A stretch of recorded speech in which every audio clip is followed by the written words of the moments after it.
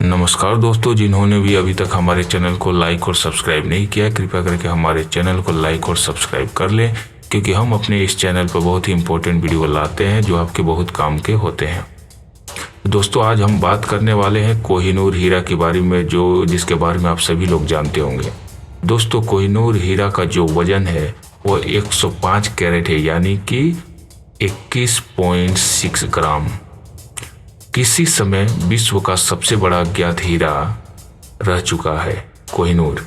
यह हीरा भारत की गोलकुंडा की खान से निकाला गया था। कोहिनूर का अर्थ होता है आभा या रोशनी का पर्वत। यह कोई मुगल और फारसी शासकों से होता हुआ अनंत ब्रिटिश शासन के अधिकार में लिया गया और उनके खजाने में शामिल हो गया। जब ब्रिटिश प्रधानमंत्री बेंजामिन डिज़रायली ने महारानी विक्टोरिया को 1877 में भारत की समागी घोषित किया, अन्य कई प्रसिद्ध जवाहरातों की भांति ही कोहिनूर की भी अपनी कथाएं रही है। इससे जुड़ी मान्यताओं के अनुसार यह पुरुष स्वामियों का दुर्भाग्य और मृत्यु का कारण बना है। स्त्री स्वामियों के लिए सौभाग्य लेकर आया। अन्य मान्यता के अनुसार कोहिनूर का स्वामी संसार पर राज्य करने वाला बना। इस कोहिनूर हीरे को चखने से आनंद बाबू की मृत्यु सन 1658 में हो गई थी। इसका उद्गम स्पष्ट नहीं है। दक्षिण भारत में हीरो से जुड़ी कई कहानियां रही है, परंतु कौन सी इसकी कहानी सही है, यह कहना बहुत ही मुश्किल है। कई स्रोतों के अनुसार कोहिनूर हीरा लगभग 5000 वर्ष पहले मिला था और यह प्राचीन संस्कृत इतिहास में लिखे अनुसार संयमत मणि नाम से प्रसिद्ध रहा था। हिंदू कथाओं की माने तो भगवान श्री कृष्ण ने स्वयं यह मणि जामवंत से ली थी, जिसकी पुत्री जामवंती ने बाद में श्री कृष्ण से विवाह भी किया था। एक अन्य कथा के अनुसार यह हीरा नदी की तली में मिला था, लगभग 3200 ईस्वी पूर्व। ऐतिहासिक प्रमाणों के अनुसार यह गोलकुंडा की खान से निकाला गया था, जो आंध्र प्रदेश में विश्व के सबसे प्राचीन खानों में से एक है। सन 1730 तक यह विश्व का एकमात्र हीरा उत्पादन क्षेत्र ज्ञात था। इसके बाद ब्राजील में हीरो की खोज हुई। शब्द गोलकुंडा हीरा अत्यधिक श्वेत वर्ण, स्पष्टता और उच्च कोटि की पारदर्शिता के लिए प्रयोग की जाती रही। यह अत्यधिक दुर्लभ अतः कीमती होते हैं। इस हीरे के बारे में दक्षिण भारतीय कथा कुछ कुख्यात लगती है। यह संभव है कि हीरा आंध्र प्रदेश की कोलर खान, जो वर्तमान में गुंटूर जिला में है, वहां निकाला था। दिल्ली सल्तनत में खिलजी वंश का अंत 1320 में होने के बाद गियासुद्दीन तुगलक ने गद्दी संभाली थी। उसने अपने पुत्र उलुग खान को 1323 में काकतीय वंश के राजा प्रताप रुद्र को हराने भेजा था। इस हमले को कड़ी टक्कर मिली, परंतु उलुग खान की एक बड़ी सेना के साथ फिर लौटा। इसके लिए अनपेक्षित राजा वारंगल के युद्ध में हार गया। तब वारंगल की लूटपाट, तोड़फोड़ और हत्याकांड महीनों चली। सोने, चांदी और हाथी दांत की बहुतायत मिली, जो कि हाथियों, घोड़ों, ऊंटों पर दिल्ली ले जाया गया। कोहिनूर हीरा भी उस लूट का एक भाग था। यहीं से यह हीरा दिल्ली सल्तनत के उत्तराधिकारियों के हाथों में मुगल सम्राट बाबर के हाथ 1526 में लगा।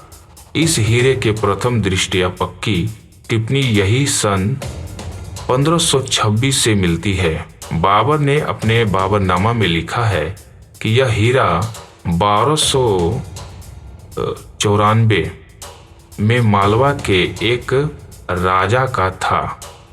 बाबर ने इसका मूल्य यह आंका कि पूरे संसार को 2 दिनों तक पेट भर सके इतना महंगा है। बाबरनामा में दिया है कि किस प्रकार मालवा के राजा को जबरदस्ती यह विरासत अलाउद्दीन खिलजी को देने पर मजबूर किया गया।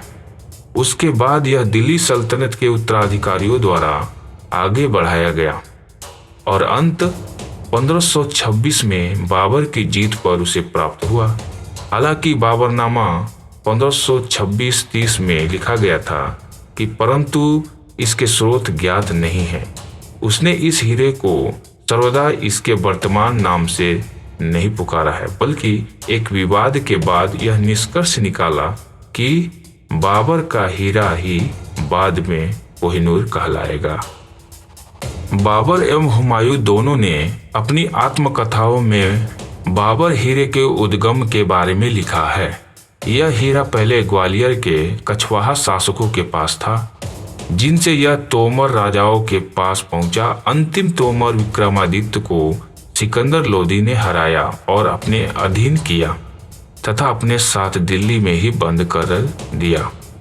लोदी की मुगलों से हार के बाद मुगलों ने उसकी संपत्ति लूटी, किंतु राजकुमार हुमायूं ने मध्यस्थता करके उसका संपत्ति वापस दिला दिया, बल्कि उसे छुड़वाकर मेवाड़ चित्तौड़ में पनाह दिलाया। हुमायूं ने इस भलाई के बाद विक्रमादित्य ने अपना एक बहुमूल्य हीरा, जो शायद कोहिनूर ही था, हुमायूं को साभर दे दिया। परंतु हुमायूं का जीवन अति दुर्भाग्यपूर्ण रहा। वह शेरशाह सूरी से हार गया। सूरी भी एक तोप के गोले से जलकर मर गया। उसका पुत्र उत्तराधिकारी जलाल खान अपने साले द्वारा हत्या को प्राप्त हुआ। उस साले को भी उसके एक मंत्री ने तख्ता पलट कर हटा दिया। वह मंत्री भी एक युद्ध को जीते जीते आंख में चोट लग जाने के कारण हार गया और सल्तनत खो बैठा। हुमायूं के पुत्र अकबर ने यह रत्न कभी अपने पास नहीं रखा, जो कि बाद में सीधे शाहजहां के खजाने में ही पहुंचा। शाहजहां भी अपने बेटे औरंगजेब द्वारा तख्ता पलट कर बंदी बनाया गया, जिसने अपने अन्य 3 भाइयों की हत्या भी की थी। सम्राटों के रत्न के बारे में अगर बात करें तो शाहजहां ने कोहिनूर को अपने प्रसिद्ध मयूर सिंहासन में जड़वाया, जी उसके पुत्र औरंगजेब ने अपने पिता को कैद करके आगरा के किले में रखा। यह भी कथा कही जाती है कि उसने कोहिनूर की खिड़की के पास इस तरह रखा कि उसके अंदर शाहजहां को उसमें ताजमहल का प्रतिबिंब दिखाई दे। कोहिनूर मुगलों के पास 1739 में हुए ईरान शासक नादिर शाह के आक्रमण तक रहा। उसने आगरा और दिल्ली में भयंकर लूटपाट की। वह मयूर सिंहासन सहित कोहिनूर और अगाध संपत्ति फारस लूट कर ले गया। इस हीरे को प्राप्त करने पर ही नादिर शाह के मुख से अचानक निकल पड़ा कोह-ई-नूर, जिससे इसको अपना वर्तमान नाम मिला। 1739 से पूर्व इस नाम का कोई भी संदर्भ ज्ञात नहीं है। दोस्तों, आप सभी को मैं एक बात बता दूं कि इस तरह की जो कहानियां हैं, कोहिनूर की जैसी कहानी हम लोगों ने अभी सुनी, तो दोस्तों इस तरह की कहानियों के लिए आप हमारे चैनल को लाइक और सब्सक्राइब जरूर करें, क्योंकि इसी में और भी कोहिनूर के बारे में डिटेल से और हम लोग एक वीडियो बनाएंगे, उस पर बाकी भी कहानियां इनके बारे में सुनाएंगे। तो हमारे चैनल को लाइक और सब्सक्राइब जरूर करो दोस्तों, ताकि इसी तरह का इंफॉर्मेटिव वीडियो आप लोगों को मिल सके। धन्यवाद।